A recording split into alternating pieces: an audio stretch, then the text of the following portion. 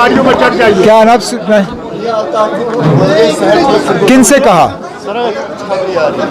अब हम तक तो ये बात नहीं पहुंची और जाहिर सी बात है कि अगर इस तरह का उनका फैसला उन्होंने लिया हो तो पहले तो वो हमें बता देते, लेकिन अब आपने ये बात छेड़ी तो ज़रूर इसको हम मालूम करने की कोशिश करेंगे।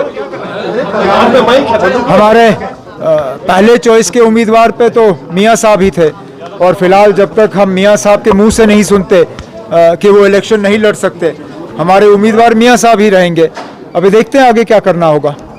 और कुछ असर पड़ सकता है उधर शहर तो किसी की भी बिगड़ सकती है, लेकिन कंपेयर करना की इम्पैक्ट होता है, फेस होता है।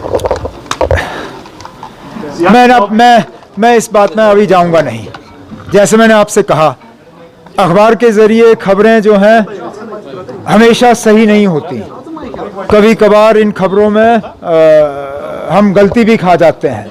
तो जैसे मैंने आपसे कहा, जब तक कि मैं मियाँ साहब के मुंह से ये बात नहीं सुनता हूं कि वो इलेक्शन लड़ने के मतलब के लिए तैयार नहीं है या उनकी सेहत उनको इस बात की इजाज़त नहीं देती, तब तक वो हमारे उम्मीदवार हैं। अगर ये सिलसिला, अगर इसमें कोई तब्दीली आ जाती है तो फिर उस पर बैठ के हम बात कर लेंगे। चलिए सर।